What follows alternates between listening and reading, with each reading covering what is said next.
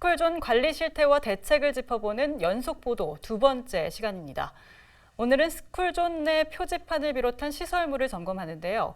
한 초등학교 앞 스쿨존은 제한 속도가 30에서 60km까지 각기 다르게 설치되어 있습니다. 또 옐로우 카펫에 전봇대가 서 있어 운전자와 아이들의 시선을 가리는 곳도 있습니다. 이형구 기자가 취재했습니다. 미추홀구 문학동의 한 초등학교. 학교 앞은 당연히 어린이 보호구역으로 지정돼 있습니다. 이곳의 규정 속도는 어떻게 될까? 도로 위 표지판에는 시속 50km로 적혀 있고 도로 입간판에는 60km, 도로 옆 펜스에는 30km로 적혀 있습니다. 한 공간에 3개의 규정 속도가 각기 다르게 표시되어 있는 겁니다. 부모들은 황당하고 헷갈립니다. 학교 앞에는 원래 30km가 맞는 거 아닌가요? 아무래도 통행성이 있는 게 좋겠죠? 안타까운 사고가 발생했던 중구의 한 초등학교 앞.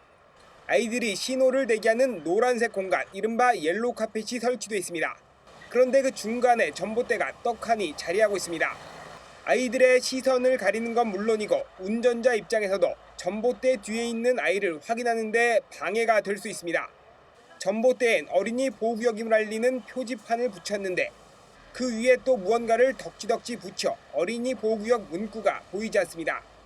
이곳의 규정 속도 역시 도로엔 50km, 이곳엔 30km로 다르게 표시되어 있습니다. 개선이 필요하다는 지적이 나옵니다. 도로라든가 여러 가지 구조적인 문제가 좀 있다. 이건 잘못된 거죠. 어쨌든 옮겨야 되는 거는 맞다라고 저는 생각을 합니다.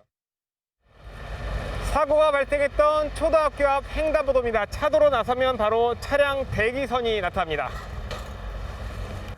또 다른 초등학교 앞 횡단보도입니다. 횡단보도 바로 옆에 이렇게 노란색으로 안전선이 표시되어 있고요. 그 옆에 10m 이상 붉은색으로 칠해져 있는 걸 확인할 수 있습니다. 어린이 보호구역이니 조심하라는 이른바 레드카펫까지 설치한 겁니다. 하지만 사고가 발생한 학교의 레드카펫은 벗겨지고 아스팔트를 덧대면서 제 기능을 못합니다. 노란색 안전선은커녕 바로 우회전 구간으로 연결되고 학교 정문을 지납니다. 특히 맞은편 횡단보도에 끝나는 지점은 또 다른 횡단보도가 시작되는 교통섬입니다. 통학 시간엔 사방으로 화물차가 지나는 좁은 공간에 수십 명의 아이들이 밀집해 신호를 기다립니다. 이 교통섬에 차량이 전복한 사고까지 발생한 터라 우려는 더 큰데 횡단보도를 안전한 곳으로 옮겨야 한다는 지적이 나옵니다.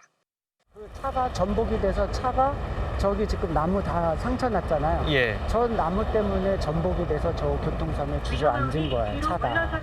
저는 그때 기겁을 했는데 5분 더 걸어가서 저쪽에서 들어가서 저 하나님의 교회 저 인도로, 이런 인도로 해서 저쪽 앞으로 또 건너가면 되잖아요. 스쿨존임을 알리는 표지판도 제 역할을 못하는 게 질비합니다.